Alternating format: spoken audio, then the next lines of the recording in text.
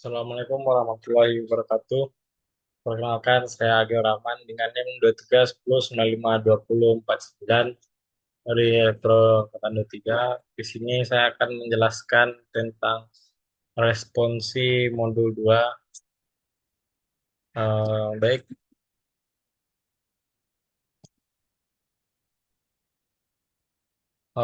soal pertama adalah jelaskan bagian-bagian diagram blok sesuai gambar di bawah ini. Jadi di bawah merupakan gambar dari sistem cruise control pada kendaraan. Eh, yang pertama untuk diagram blok adalah diagram yang menggambarkan tahapan dalam pengendalian sebuah sistem kendali. Selanjutnya yaitu adalah garis sinyal. Garis sinyal itu menggambarkan arah aliran dari sinyal tersebut. Selanjutnya adalah subsistem atau plan adalah karakteristik tahapan pada blok itu sendiri berupa suatu fungsi. Selanjutnya adalah summing point yaitu titik penjumlahan, yang mana titik penjumlahan terdiri dari dua sinyal terlebih. Dan selanjutnya ada branch point atau titik percabangan, yaitu titik percabangan dari dua sinyal terlebih. Bisa kita lihat di sini, yang pertama adalah desired distance between vehicle. Bagian ini merupakan input dari sistem, yaitu jarak ideal eh, atau yang diinginkan antara kendaraan di tengah dan kendaraan di depannya. Nilai ini bisa diatur oleh pengemudi atau ditentukan secara otomatis oleh sistem. Selanjutnya adalah pengurangan atau summing point, dan juga di sini ada error yang menjadi masukan utama bagi pengontrol untuk melakukan koreksi. Selanjutnya ada eh, selanjutnya akan masuk ke komputer kontrol. Bagian terkontrol ini merupakan otak dari sistem ini. Komputer kontrol mengolah error dan data lainnya seperti kecepatan relatif untuk menentukan aksi kendali yang perlu dilakukan. Hasil pemrosesan akan dikirim ke eh, aktuator yang mengendalikan kecepatan kendaraan. Eh, Selanjutnya lalu akan masuk ke cruise control and ABS. Yang ini berfungsi untuk mengatur kecepatan kendaraan berdasarkan perintah dari komputer. Sistem ini juga bekerja sama dengan ABS atau anti-lock braking system untuk memastikan pengereman tetap aman saat memperlambat kendaraan. Selanjutnya ada automobile. Automobile ini adalah kendaraan itu sendiri yang menerima kontrol dari sistem cruise control dan merespon dengan mempercepat atau memperlambat sesuai dengan perintah. Lalu eh, sinyal akan keluar menjadi output dan feedback. Yang mana di feedback ini ada yang pertama itu ada radar, akan masuk ke radar measurement, yaitu adalah sensor data yang digunakan untuk mengukur jarak aktual antara kendaraan. Itu berupa jarak terukur dan kecepatan relatif kendaraan di depan komputer kontrol.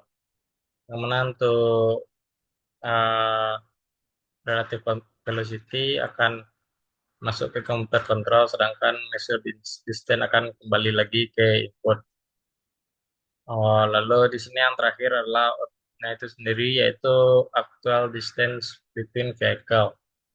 Eh, ini adalah hasil asli dari sistem, yaitu jarak sesungguhnya antara kendaraan pengguna dan kendaraan di depannya.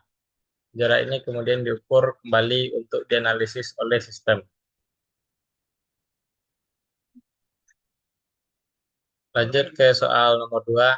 Jelaskan pengertian, gambarkan blok diagram, dan jabarkan fungsi alih dari sistem kendali lingkar terbuka dan sistem kendali lingkar tertutup. Yang pertama adalah sistem kendali lingkar terbuka.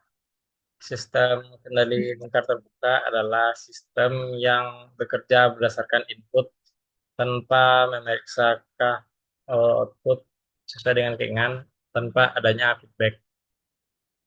Seperti gambar di bawah ini merupakan diagram blok dari lingkar terbuka, yang mana RS ini adalah input, GS ini adalah fungsi, dan CS ini sebagai output. Sinyal RS akan masuk ke fungsi GS dan akan keluar menjadi output CS. Untuk fungsi alihnya adalah CS per RS adalah sama dengan GS. Selanjutnya adalah sistem kendali lingkar tertutup. Merupakan sistem yang menggunakan umpan balik atau feedback untuk membandingkan output dengan input yang diinginkan, lalu menyesuaikan kontrol agar hasilnya sesuai dengan target. Untuk diagram blok tertutup adalah seperti berikut, yang mana RS sebagai input akan masuk ke cabangan menjadi sinyal ES akan masuk ke fungsi GS, lalu akan terbentuk output, yang mana satunya akan menjadi feedback. Feedback akan masuk ke si HS dan akan kembali ke menjadi sinyal BS dan akan kembali ke cabangan sebelumnya. Dan dari fungsi GS akan menuju ke output CS. Untuk fungsi alihnya sendiri adalah CS per RS sama sama dengan GS per 1 tambah GS dikali HS. Selanjutnya eh, soal nomor 3 yaitu jelaskan pengertian, gambarkan blok diagram dan fungsi alih konstanta penggali KP. Jadi KP atau disebut juga dengan gain proporsional atau konstanta pengalih yang berfungsi untuk mengalihkan sinyal error ET dalam sistem pengendalian. Jadi jika error makin besar, output dari kontrol juga akan semakin besar sesuai dengan nilai KP. Untuk eh, konstanta pendali lingkar terbuka, diagram bloknya adalah ini, yaitu RS atau input menuju ke KP atau konstanta pengendali, lalu sinyalnya akan menuju ke fungsi GS, lalu akan menuju ke CS. Untuk fungsi alih dari sistem kendali lingkar terbuka peserta pengalih atau KP adalah CS per RS sama dengan KP dikali GS.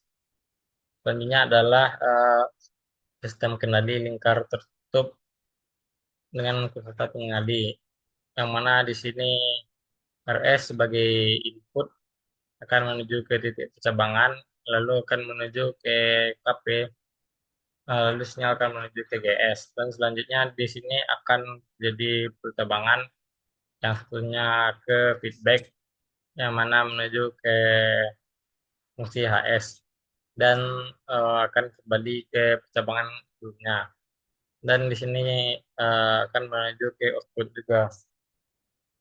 Fungsi alih sistem kendali lingkar tertutup atau KP adalah CS per RS sama dengan KP dikali GS per 1 tambah KP dikali GS dikali HS. Selanjutnya soal nomor 4 yaitu jelaskan apa itu pengendali PID dan jelaskan variasi pengendali proporsional atau P, pengendali integral atau PI, dan pengendali derivatif atau PD.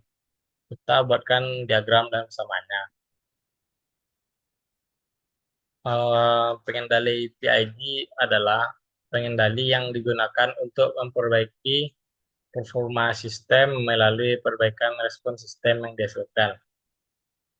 Yang mana untuk diagram bloknya sendiri yaitu set point-nya akan terbagi ke tiga cabang, yaitu ada P, ada I, dan ada D.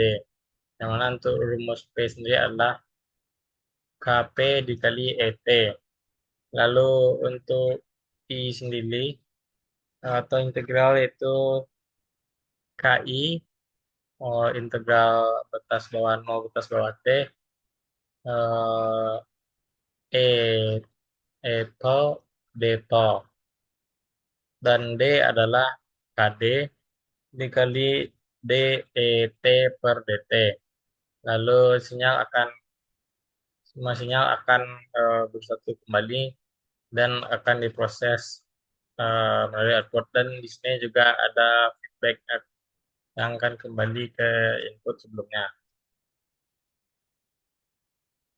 Untuk pengendali P atau pengendali proporsional, yaitu adalah menghasilkan sinyal kendali yang sebanding dengan besar error. Semakin besar error, semakin besar aksi kendali yang diberikan.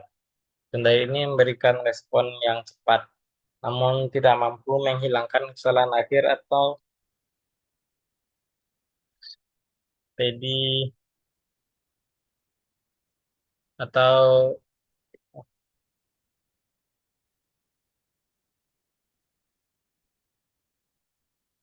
kendali maaf, ulang lagi. Kendali P atau proporsional itu menghasilkan sinyal kendali yang sebanding dengan besar error. Semakin besar error, semakin besar aksi yang diberikan. Kendali ini memberikan respon yang cepat, namun tidak mampu menghilangkan kesalahan akhir atau steady state error. Selanjutnya adalah pengendali PI atau proportional integral, yaitu menambahkan komponen integral untuk mengakumulasi error dari waktu ke waktu. Dengan begitu, pengendali ini dapat menghilangkan steady state error, namun cenderung membuat sistem lebih lambat dan bisa menyebabkan overshoot jika tidak dituning dengan baik. Selanjutnya adalah pengendali PD atau proportional derivative. Eh, Merupakan pengendali yang menggunakan turunan error untuk memprediksi perubahan error di masa depan. Ini membantu mengurangi osilasi dan meningkatkan kestabilan sistem, tetapi tetap tidak mampu menghilangkan steady state error karena tidak memiliki aksi integral. Selanjutnya adalah pengaruh-pengaruh tiap pengendali. Yang pertama adalah pengendali P. Jika kondisi KP-nya diperkecil, maka respon sistem akan semakin lambat dan restem akan semakin lama. Jika KP diperbesar, maka respon sistem akan semakin cepat dan restem akan semakin semakin singkat. Dan jika KP terlalu besar, respon sistem semakin tidak stabil atau terjadi overshoot atau osilasi terlihat dengan jelas. Selanjutnya adalah pengaruh pengendali PI. Jika kondisi sistem diberi pengendali PI, maka respon sistem menjadi lebih baik, lalu tidak mengembalikan error pada nilai nol, tetapi menjaga nilai konstanta sepanjang sepanjang T dan overshoot tinggi. Selanjutnya pengaruh pengendali PD. Jika isi sistem diberi pengendali PD, maka pengaruhnya adalah respon sistem menjadi sangat cepat, bekerja saat nilai errornya berubah, dan overshootnya rendah. Selanjutnya adalah jelaskan parameter. Soal nomor 5, jelaskan parameter tanggapan peralihan sistem orde 2.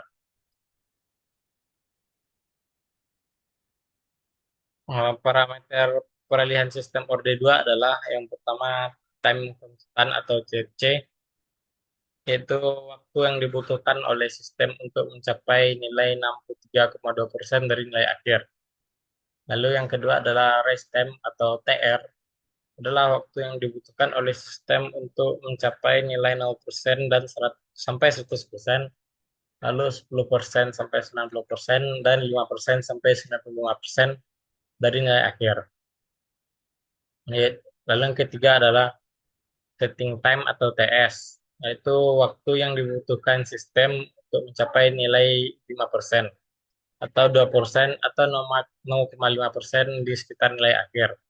Selanjutnya adalah delay time atau TD, adalah waktu yang dibutuhkan oleh respon untuk mencapai 50% dari nilai akhir pertama kali.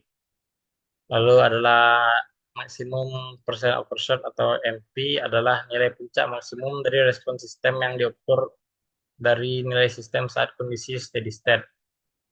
Yang mana rumus persen MP sama dengan C dari TP kurang C tak hingga per C tak hingga dikali 100%. Yang keenam adalah time peak atau TP adalah waktu yang dibutuhkan oleh respon untuk mencapai puncak pertama dari overshoot. Oke, selanjutnya adalah soal terakhir, yaitu sederhanakan diagram blok di bawah ini sehingga diperoleh suatu fungsi alih. Yang mana bisa kita lihat di sini eh, untuk A1 dan G2 itu kita gabungkan dulu. Lalu selanjutnya di atas ada G3, G4, dan H2. Itu kita gabung menjadi G2, G3 per 1 tambah G2, G3, H2. Lalu G1 kita masukkan kita gabungkan ke eh, fungsi ini. Begitu juga dengan H1 per G2 yang mana akan menghasilkan G1 dikali G2 kali G3 eh, per 1 tambah G2 G3 H2 dikurang G1 G2 H1 tambah G2 G3. Untuk fungsi alih sistemnya adalah CS per RS sama dengan G1 G2 G3 per 1 tambah G2 G3 H2 kurang G1 G2 H1 tambah G1 G2 G3. Mungkin cukup sekian eh, presentasi dari saya. Mohon maaf jika ada salah kata. Saya akhiri dengan Assalamualaikum warahmatullahi wabarakatuh.